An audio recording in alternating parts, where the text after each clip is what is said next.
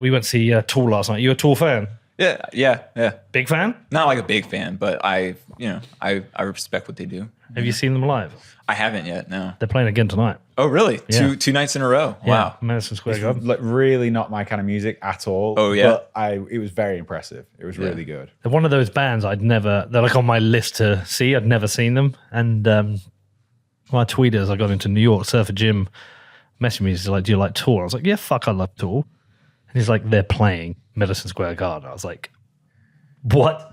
Yeah. So I was like, yeah, so we're going. So we went. It was so good. It was amazing. They were so Nice. good. That drummer's insane. Yeah, it's insane. Danny Carey. Is that what he's called? I don't even know. Yeah. I Danny mean- Carey. And then Maynard's like their lead singer. He's The cool thing about him was like the way they'd set it up, it was like the drummer was center stage, lit up really well. And like the guitarist and bass player at the front. And he was just like in the shadows at the back. He wasn't like a prominent figure in it at all. Yeah, they had Wow. like two plinths either side of the drummer, but behind, and he was there.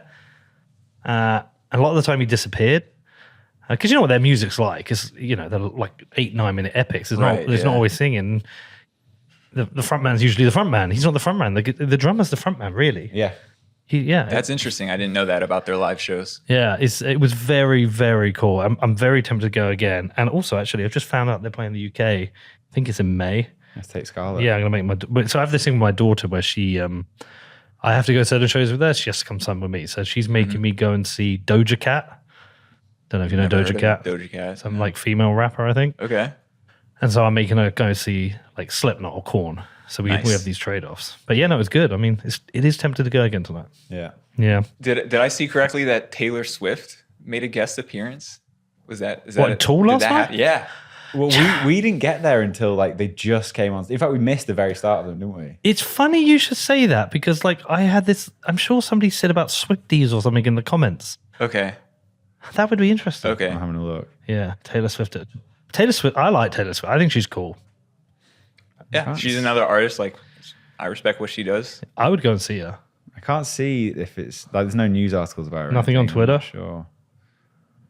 Nothing. Oh. Well, I think she's cool. I want to go see her as well. But my daughter was like, no, Taylor Swift's not cool anymore. Oh, wow. Yeah. Oh yeah, it says Gen Z, man. What did it say?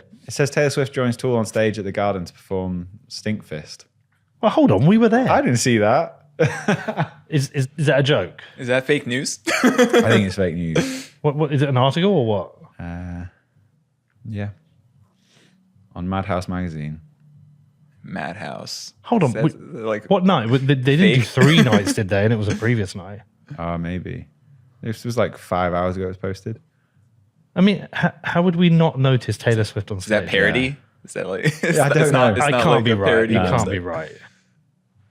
There would be more photos. People would We have missed tweeted. the start of the set though. Did we? Yeah. Well, hold on. We were getting beers. Oh, yeah. But we only missed like a few minutes. Just enough for one song. What did they open with? Stinkfest with Taylor Swift. Fuck, man. Well, anyway, welcome to New York City, man. Yeah. Thanks. Good to see you, buddy. It's been an interesting week this week in the world of Bitcoin. So I heard, it's running Bitcoin Day just the other day. Yeah, it's been a really busy week. Been a lot of energy around Bitcoin. What do you make of these ETFs? I shouldn't ask everybody, but I'm always intrigued, depending on the kind of person you are. Well, I think that we have a new mission, which is to get as much of the money that is going into ETFs to self-custody their Bitcoin.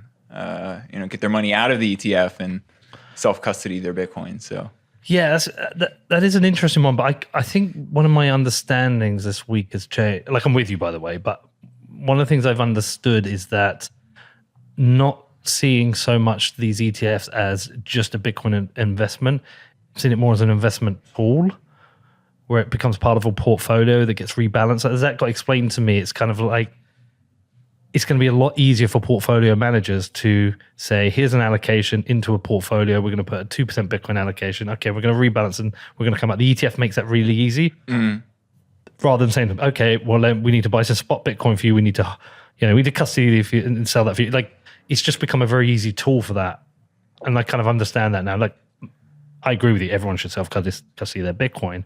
But if it's being used as a tool like that, I can see how the ETF benefits them. Yeah. I mean, if it's just a passive kind of, something that's auto rebalanced or whatever in the background, then there's always going to be probably, some amount of float that's just out there. But I think for the people who are going into their accounts and are like, I'm going to smash buy Bitcoin ETF, whatever, like, we should try to get as much of those people who are like consciously buying Bitcoin, to become real, Bitcoin holders and self-custody. Do we know how, like, can you ever tell how much is self-custodied?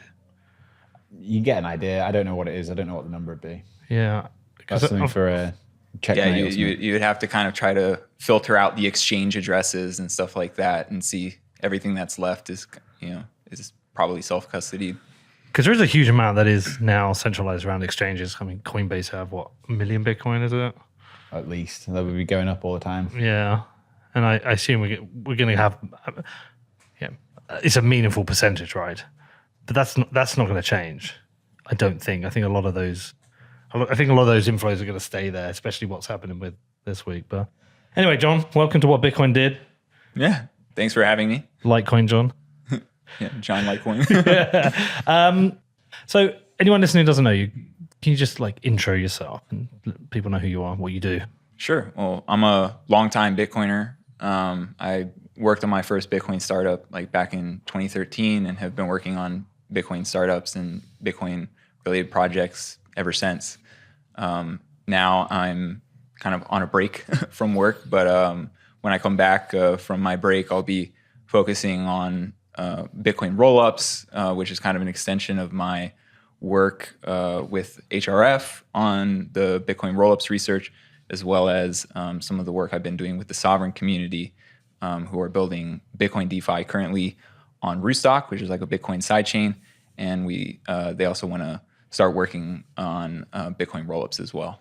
So how long's the break? 2 months. So I took December and January off, and I'll be back at it in February. I'd love a 2-month break. Okay, so what were you working on back in 2013? That's quite early. That's when I bought my first Bitcoin. But I wasn't in Bitcoin. I fucked around with it for a few months and then forgot about it for another 4 years. But yeah, the startup I was working on was a Bitcoin finance startup. Like the idea was like you could put your Bitcoin up as collateral and get a loan based on the value of your Bitcoin. This was like in the middle of the kind of like double top that we saw in 2013. Yeah. And a lot of the investors I was talking to were pretty scared about the volatility. They were scared about like there weren't really any options for hedging the price of Bitcoin. So in the end, we decided it was too early.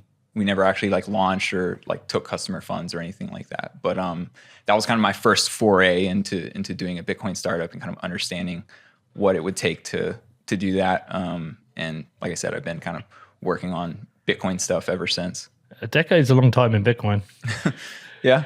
Well, it feels like a long time, but at the same time, it also feels like not that long ago. I don't know. It's time is weird in Bitcoin. Yeah. Well, if you think about where Bitcoin was in 2013, I mean, it's only 4 years old. It was, wasn't really that well used. It was like a very niche community still, hadn't broken out. If you then fast forward to where we are now, we have 11 ETFs with massive financial institutions adopted Bitcoin, approved by the SEC. It's like a Wall Street product. It's quite incredible that we've come that far in 10 years. It doesn't matter whether you like ETFs or not. The fact that it's happened is quite insane. Oh yeah, I mean it's a huge accomplishment for the community to just like reach that level of scale. What was your background then? How did you discover Bitcoin and get the conviction? Well, for me, I became interested in Bitcoin through an interest that I had in alternative currencies, which came for me as a result of seeing what happened in the 2008 financial crisis.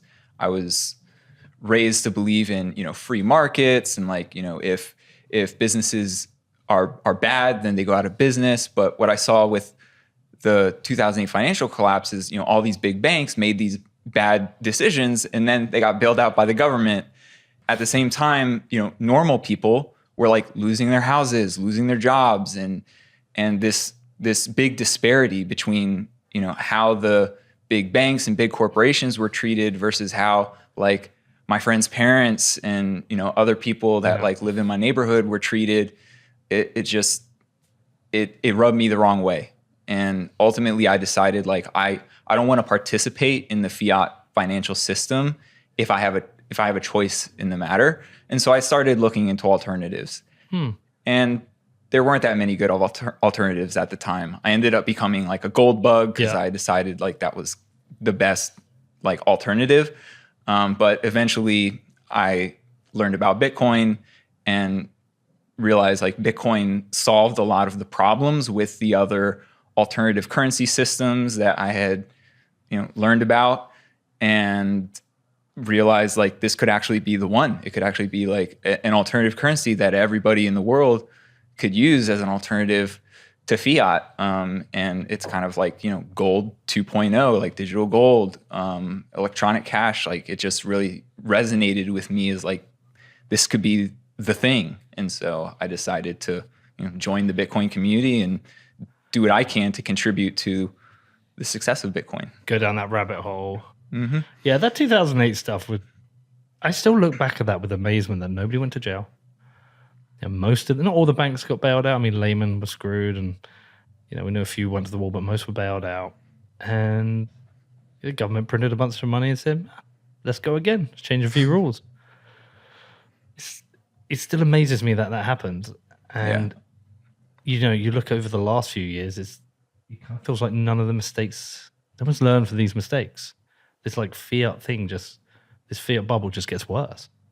Yeah. Does it bother you? Less now that, I know like something like Bitcoin exists. Right. Back then it seemed like there weren't good alternatives. So it seemed like, I was trapped, or like, a lot of people were kind of just trapped in the system and didn't have a good alternative. But now that we have something like Bitcoin and the kind of, economy that's growing up around it, I feel like we have a meaningful alternative. And so, yeah, it's upsetting that that a lot of the same mistakes are being repeated and a lot of the same abuses are continuing. But at least, people do have an alternative if they want to opt out. So it's an alternative and an opt out, but do you see it as could it be a replacement? A full replacement? Do you have that kind of conviction? Today, I think there would be compromises, or shortcuts made because of Bitcoin's lack of ability to like scale or have strong privacy like on chain. So if we wanted to support like the herds of people kind of running for the exits out of the fiat system, they would probably be onboarded to custodial systems or federated systems or something like that. Not pure self-custody unless they want to pay hundreds of dollars in fees. Yeah. But I think even that would probably be better than just being stuck in the fiat system forever. But I do think that in the long run, as Bitcoin technology continues to improve, I do think that it will be like a suitable alternative for everybody to kind of exit the old corrupt system and join Bitcoin. Yeah. We've been covering the scaling quite a bit recently because of that kind of realization or a question I've asked over and over and over on this podcast, over and over again, still not had a solid answer, but can you be self-sovereign if you don't own a UTXO? And the kind of I'd say the general answer we get into is no, not really. Kind of, there might be some things that might be able to help you, but like generally speaking, I think it's a no. And we travel a lot with the podcast. We go to some places where people just don't have that much money to put into Bitcoin, and in a high fear environment, really their only choice is the Lightning Network, and that's fine. They'll benefit from 21 million, but if they don't own a UTXO, they're not self-sovereign, and so I think that's a challenge. It's something we need to talk about a lot.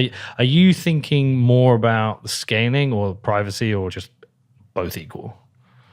Well, for me, the order of priorities is privacy first, and then usability, and then scaling. Because the way I kind of have worded it is like, if it doesn't have privacy, then it's not worth using. And if it's not easy to use, then people aren't going to use it. And so we won't need scale. And so I kind of think of the order of priorities like that. Yeah. It's funny. We've been talking about this a lot.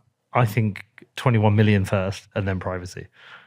I think, and one of the reasons I've thought about that is there's a lot of resistance to privacy from government institutions.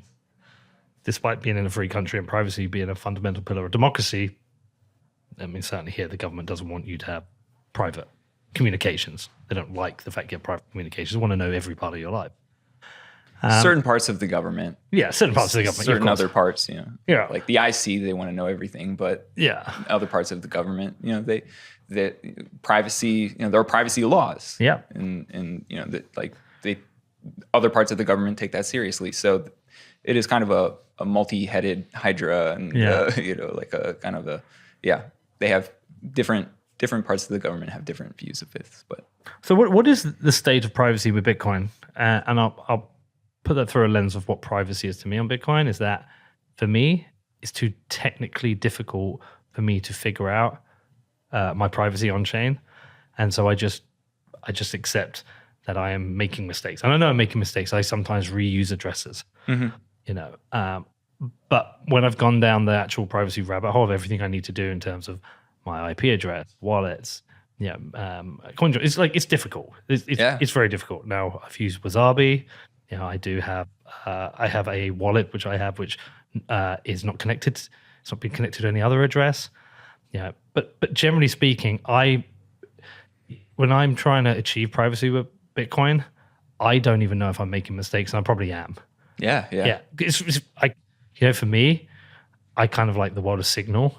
Like I know my communications are handled for me. Their privacy's done, and I just know it's done. Yeah. Bitcoin for me is not at that place. Right. Yeah. Signal is kind of like the easy button for privacy. Yeah. The message content is encrypted, and that can't be decrypted unless the government actually was like compromise your phone or something. But yeah, with Bitcoin, we're not even there yet, really. We still don't have an app that makes it easy to automatically, do coin joins for every transaction when you're spending Bitcoin.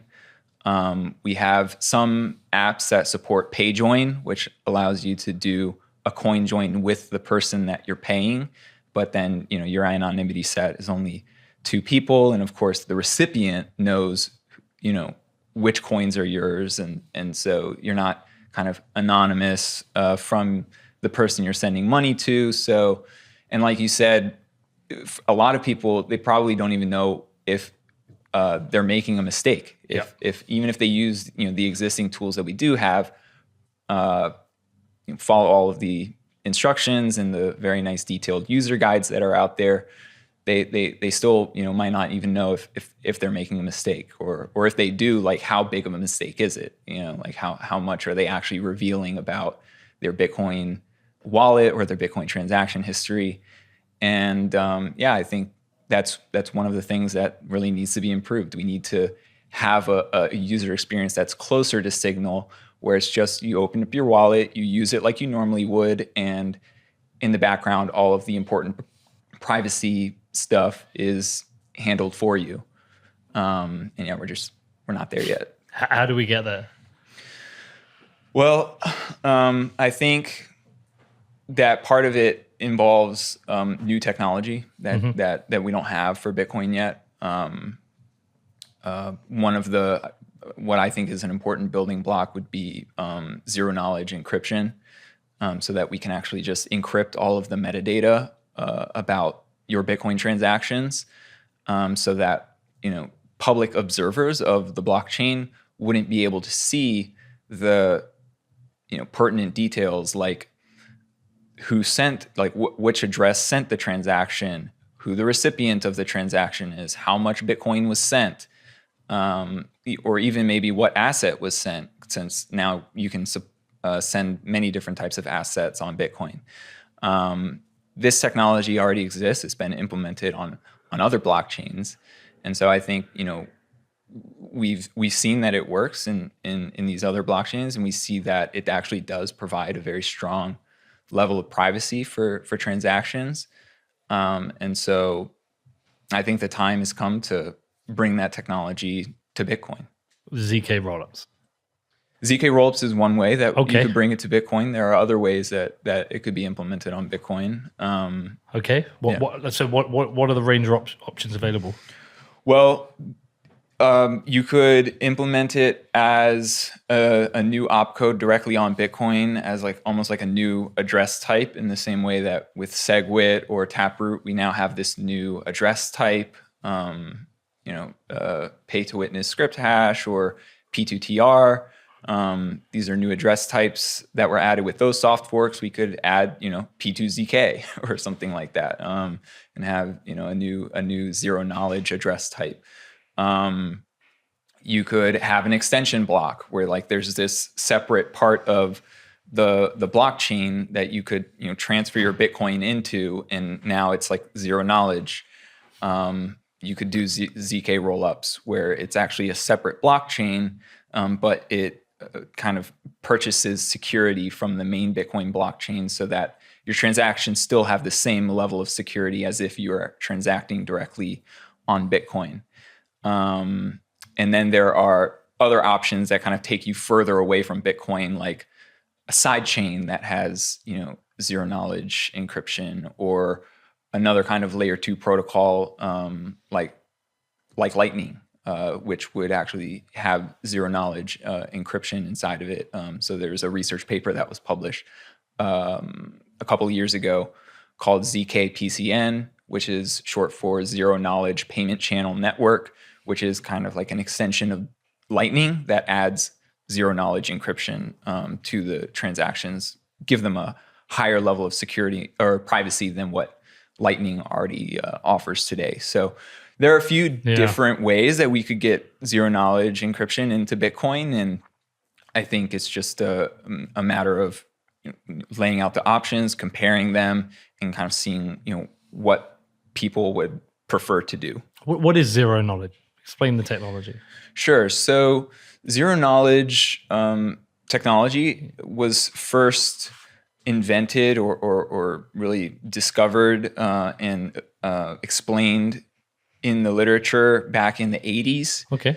And the basic idea is that you can have a software program that it has a two-party setup. There's a prover and a verifier. And the prover is going to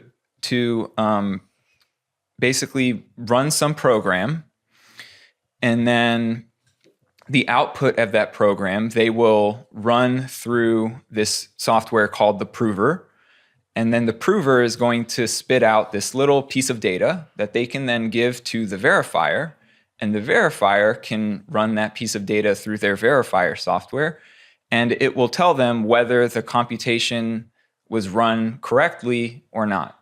So in the context of like Bitcoin, we have actually this is already being used in a project called ZeroSync. Mm-hmm.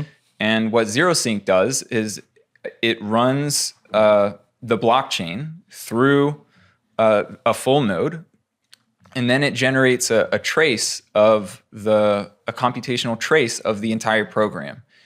And then they run that trace through the prover software, and then the prover software spits out this piece of data, the proof, the cryptographic proof. And then now anybody can take that cryptographic proof and import it into their ZeroSync client, and that proof will basically tell you this copy of the blockchain that was run through the prover software is fully valid according to the Bitcoin consensus rules. And so now people who are running this verifier software don't need to verify the entire blockchain themselves. All they have to do is verify this little piece of data that's like a few kilobytes, and they know that like, oh, this whole blockchain is valid. And you can now, start at the chain tip and continue just syncing from that point forward without having to go back and resync or re-verify all of that stuff in the past. And this application is also useful for privacy, because what you can do is you can encrypt a transaction. And so all of the transaction details to the whole world just look like ciphertext, like gobbledygook. But the ciphertext also includes a zero-knowledge proof, this cryptographic proof that proves that the transaction is valid according to the consensus rules of the protocol. Most importantly, it's not spending any coins that have already been previously confirmed.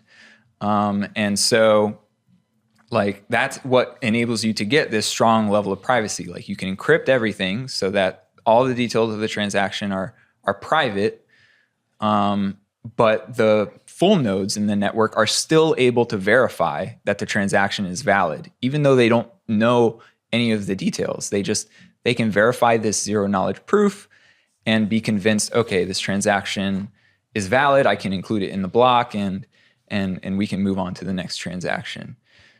Does that change how, say, wallet software would end up working, in that doesn't wallet software need to know all the details of sender, receiver, transaction to be able to understand balances of each wallet?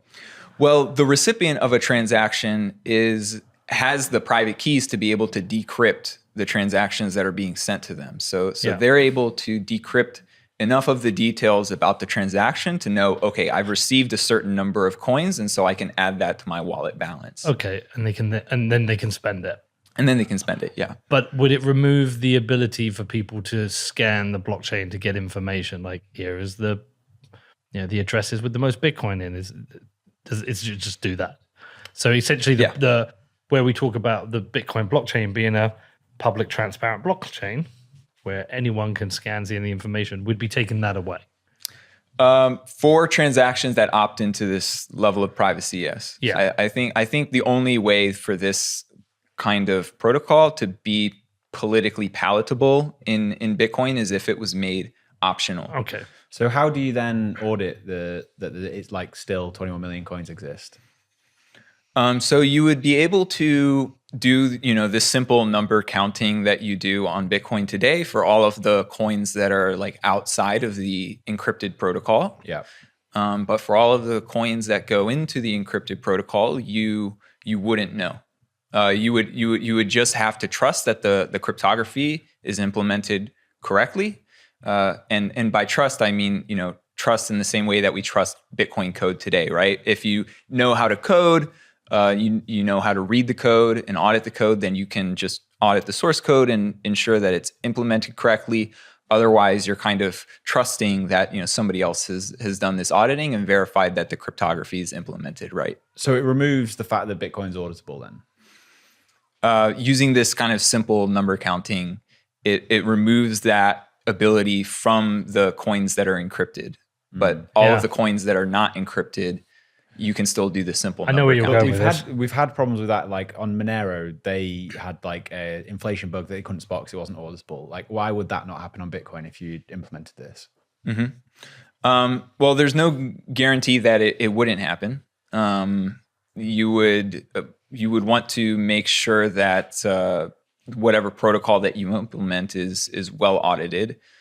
Perhaps it's already existed and been put into production elsewhere for a number of years. And so, kind of these protocols gain a kind of Lindy effect over time, where the more time goes by and a vulnerability isn't found, the less likely it is that there is a vulnerability. Because there's, especially for a bug where you can print coins undetectably, that's a bug that everybody's going to be looking for. Sure, so, but I think politically it's always going to be unpalatable to have the full amount of Bitcoin within the protocol, a state where it's not fully auditable. I just think there are people who won't accept that world. The bad news for them is that it's already possible. It's just that you have to do it in a kind of more trusted environment. So Liquid, for example, which is a Bitcoin sidechain, it uses a protocol called confidential transactions, or confidential assets is another protocol that's implemented there. And what that does is it encrypts the amounts. So you can't actually audit like on chain how many LBTC exist on Liquid. Right.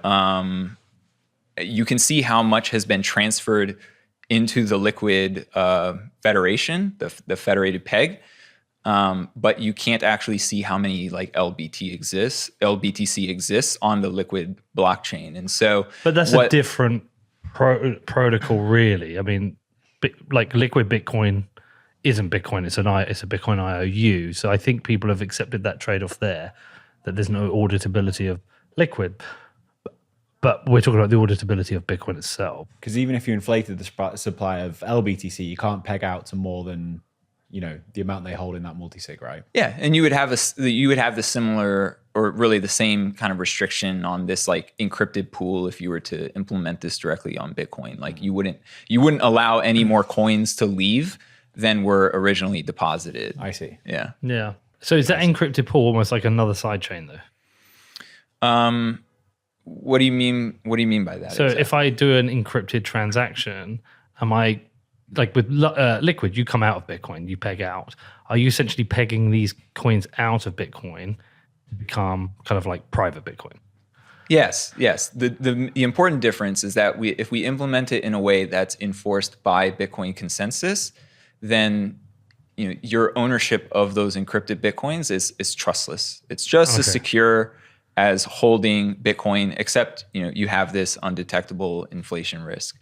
But whereas with Liquid, you also have this undetectable inflation risk, but you also have this like federation that you now have to trust. So the important difference is just that, like, if cryptographic risk aside, the actual security of your funds, like only you can spend your funds because only you have your private keys. And whereas with Liquid, somebody else has the private keys. So we're trying to like move away from this like federated trust model and bring a strong level of privacy to people in a kind of more trustless way. If I create these private Bitcoin, can I then send them to Danny to a normal address and it makes them unprivate?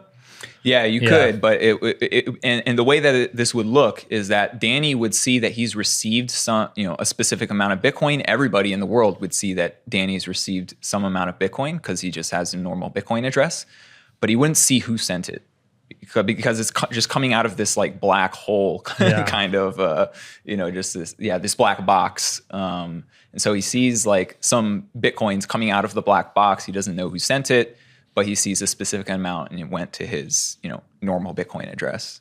Right. But if he wanted to receive them privately, he'd have to give me a private address. Exactly. Yeah.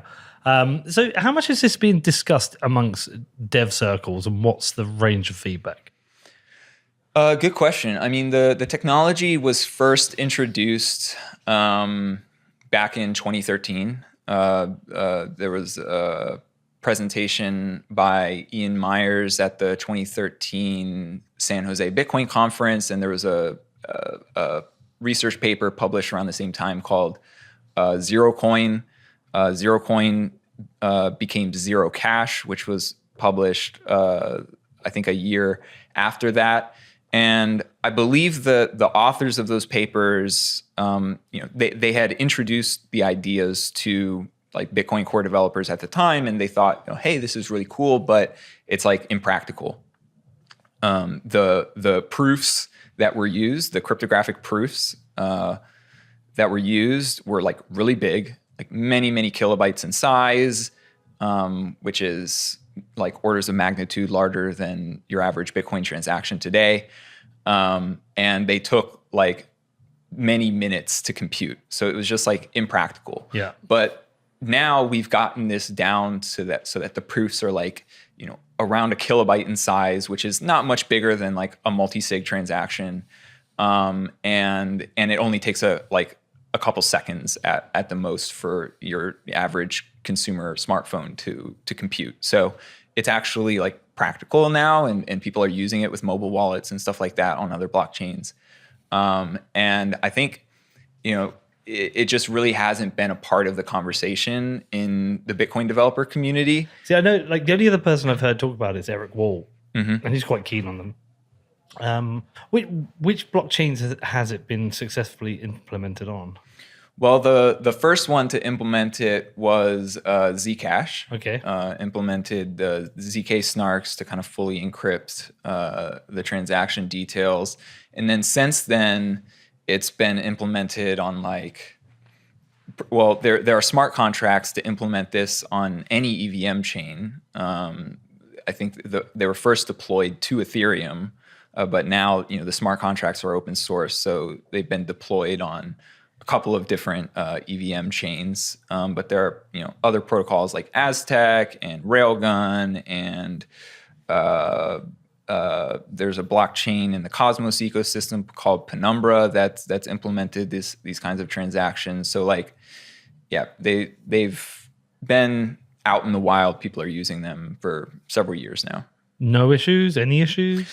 Well, there have been bugs found in the cryptography. Zcash had an inflation bug that was discovered in the first version of their protocol called Sprout.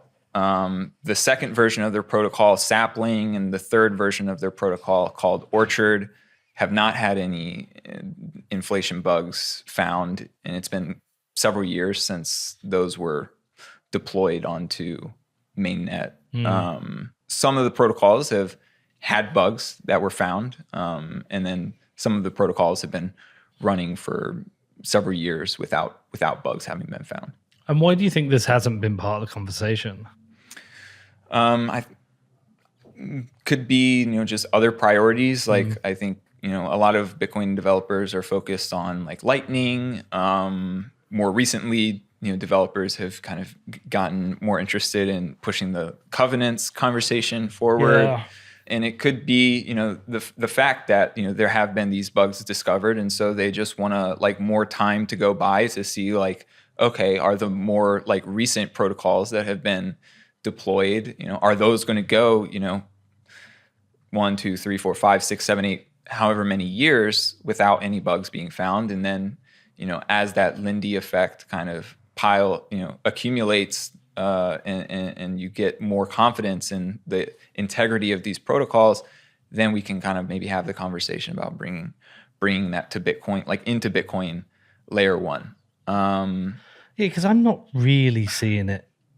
Are you be discussed much? I've seen it start being discussed a little bit more. Really? I know there's David Soroy and a few of those people are very interested in it. But yeah, it's definitely not a big part of the conversation, it doesn't seem. Yeah. Well, there must be some other significant trade-offs. The inflation bug is one. What are the other trade-offs that we would face with it? I think it would depend on how you implement something like this on Bitcoin. If you were to implement it directly on Bitcoin layer 1, that would probably be the most costly in terms of resource usage. You would have the biggest transactions, which would cost users the most fees. If you implement it as a roll-up, you could potentially make those transactions a bit smaller because of certain compression techniques that you can do for roll-up data. So they have a smaller on-chain footprint. And then if you do it as a side chain or a layer 2 like ZK PCN, then your on-chain footprint is almost nothing. So the costs in terms of, or the trade-offs in terms of your costs are much lower as a result. But that's mostly it. It's just about cost, because to the end user, it doesn't really add any cost to full nodes or miners, because these transactions are very fast to verify, a little bit slower than your normal ECDSA signature, but still just a few milliseconds to verify these proofs. So yeah, I think it's mostly about like costs, and because the transactions are a little bit bigger, maybe like scalability. Right. Yeah, I was going to say, how much does that affect? So these would be more expensive transactions to make. Yeah. But like that's the price you pay for privacy. Privacy. Yeah. Yeah. I mean, if you use CoinJoin, like it's, But if everyone started using them, that would make block space scarcer. Is there a different amount of the data you say the first time you do say the first time I've got some normal non-private Bitcoin, I want to use ZK-Rollups or the technology to send it to you. Once you've received it, if you then spend them, is it the same every time, or is the process of making them private Bitcoin, does that do a job? Does that like, I don't know. Yeah. You can see how technically I'm out of my depth. No, it's basically like when you encrypt the coins, your transaction is going to be a little bit bigger because you've got to like put the actual like encrypted blob of data like on the blockchain. Yeah. And then when somebody wants to spend the Bitcoins, then they've also got to like prove that the transaction is valid. And so, they've got to put an encrypted blob of data plus the cryptographic proof. And so like anybody who kind of interacts with the encrypted protocol is going to pay higher costs. It's going to be a bigger transaction in terms of like the amount of bytes that go on chain. And so you're going to have to pay a higher fee since fees on Bitcoin are charged as like sats per byte. So it's, but for me, like I said, you were saying like you pay the cost for the extra privacy. Another consideration is just that like Bitcoin is already like not very scalable. So saying it's a little bit less scalable is like not really like a huge deal. We still have to fix the problem. Yeah. Like it doesn't. How does it change Lightning? I think it could make Lightning more private because you're able to open and close channels without actually revealing the amounts that you're opening and closing channels for to the public network.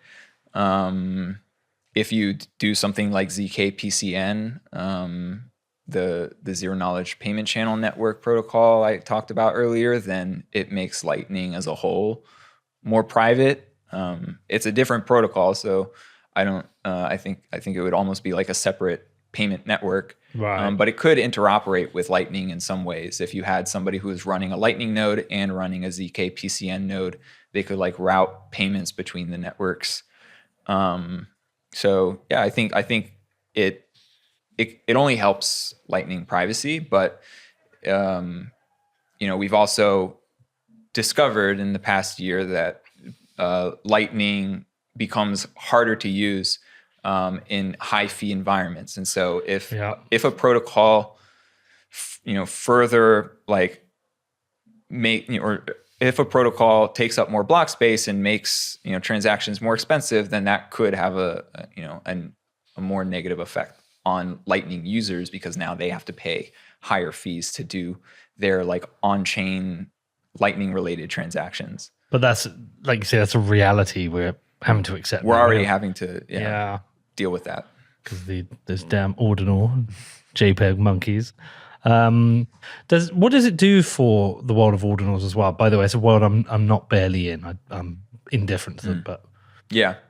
I think it doesn't do much. I mean, you can already actually, like, you could encrypt your data, your ordinals transaction data if you want to. You couldn't encrypt the addresses and stuff like that, but you could actually encrypt the data that you are inscribing into the blockchain. So I think the only way that this kind of technology would really affect that would just be, if more people are using it, then block space gets more expensive, and therefore it becomes more expensive to do inscriptions. Yeah. And so in terms of a rollout, just say it does go through, is this a soft fork or is it a hard fork? If we want it to be enforced by Bitcoin consensus, it would have to be a soft fork. Good. Yeah. Because you'll never get it through as a hard fork. Yeah. You can do almost anything as a soft fork. You could even increase the number of Bitcoins using a soft fork. Okay. Let's talk about this. Okay. How do you increase the number of Bitcoins with a soft fork? You would basically create a new extension block like thing that actually has this new coin, but you would just call it BTC. And this new coin, like you would basically force everybody to that their next transaction has to move their Bitcoins into this extension block. And so they would receive an equivalent amount of BTC in this extension block. And then, miners would get just, whatever the block subsidy is defined by the extension block. So it could be the current subsidy plus 10% more or something like that, right? Or maybe everybody, doesn't get 1-to-1, extension block Bitcoin for their maybe they get 2x. I mean, it's just like, you could do funny stuff like that. Well, John Carvalho was saying to us that he thinks if we need a future block size increase, he thinks that might be able to be done with the soft fork. He thinks there's no hard fork. Is that right? Yeah. An extension block is a soft fork, and you can add as much block space as you want. What is an extension block? An extension block is just this extra space that gets like the full nodes that are running the extension block rules or logic now recognize that blocks are not just 4 million weight units or 1 megabyte. They could be 10 million weight units, and similar to the way that SegWit was a block size increase in a backwards compatible way, these extension blocks would be a block size limit increase in a backwards compatible way. So full nodes that are running the old rules before the extension block existed, if a new block gets created that has transactions in the extension block, when that block gets relayed to one of the old nodes, the old node would just ignore all of the extension block data, and it would just process the data that it recognizes, and it would see the rest of that block as like a valid block. But isn't that an issue if those nodes aren't processing the transactions in the extension block? Well, is it an issue that pre-SegWit nodes aren't processing SegWit transactions?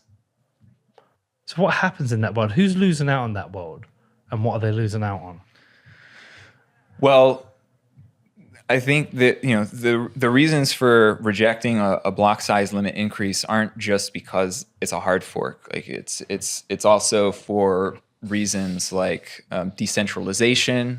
Like if you increase the block size limit, then it becomes more expensive to run a full node or to even be a miner because you have all of these transactions coming in. If you don't have a very fast bandwidth connection or very strong computing power, then you might not be able to build and relay blocks as fast as a miner who has more money, more resources to have like bigger bandwidth and bigger computing power. And so the idea is like bigger blocks would knock smaller miners off the network and centralize mining into a few mega data centers. But if you're running your own node and I've sent you a transaction, it appears in an extension block, and you're not processing extension blocks, you're not validating that transaction happening. Yeah, you're basically trusting miners. So like anybody who's running a pre-SegWit node today, if somebody who it sends them Bitcoin from a SegWit address, they just see it being sent to them from an anyone can spend address, and they're trusting that the miners actually validated the logic to ensure that the Bitcoin was being spent properly. I'm so out of my depth. So it's almost like it's like an SPV trust model almost. Right. I'm so out of my depth there. This stuff is soft forks are tricky. Do you code yourself? Are you a coder? No, you're not. No. So what is it you actually do then? You what's your involvement in trying to support this? Research and product work. What was the response to that big research piece you did for HRF? I would say it was almost all positive. People were excited to see that that somebody was taking a serious look at adding this technology. So that report is at bitcoinrollups.org. The title was Validity Rollups on Bitcoin, and it was specifically looking at a variety of rollups called validity rollups, also known as ZK-Rollups, and like how we could bring those to Bitcoin. What are the benefits? What are the risks and potential trade-offs? And so far, like I said, the feedback has been almost all positive. Not just conceptually, like people are happy to see that the research is being done, but also people who read the research are like, this sounds like a good idea. I can't wait for this to happen. Any negative feedback? I think the negative feedback that I have seen has been there's kind of like two camps as far as I can tell. One is the people who just like don't want Bitcoin to ever change. And so they're like, Reject everything. Yeah, reject everything. And maybe that's a little bit of a straw man, but it seems like they seriously do believe like reject everything. Like Bitcoin is perfect. It'll never change. And then the other camp is people who are concerned about like unintended consequences of this change in particular, because ZK-Rollups, You can't see them. ZK-Rollups don't just give you better privacy. There are other use cases that ZK-Rollups potentially enable as well. Like you could potentially have a ZK-Rollup that supports new programming languages. So not just Bitcoin script, but things like the EVM or the Clarity VM or Rust or any kind of really programming environment that you can define.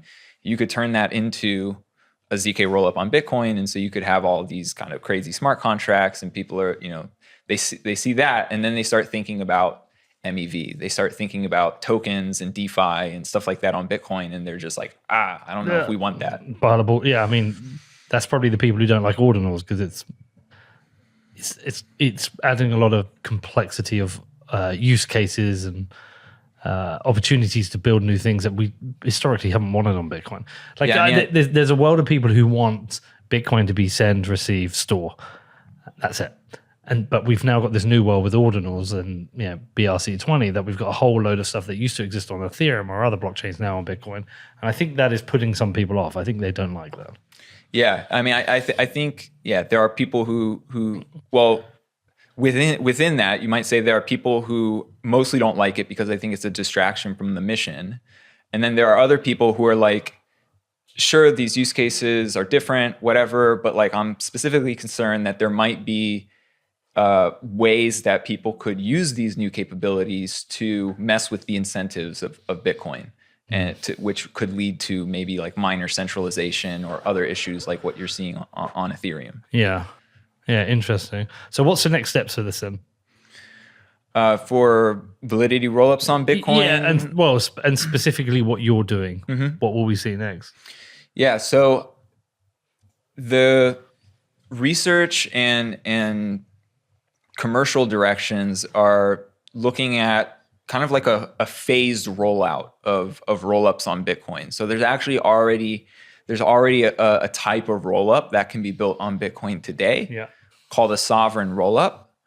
And a Sovryn rollup is a blockchain that just stores its block data inside of Bitcoin blocks, but it does not have a trustless bridge to Bitcoin that is enforced by Bitcoin smart contracts and Bitcoin consensus.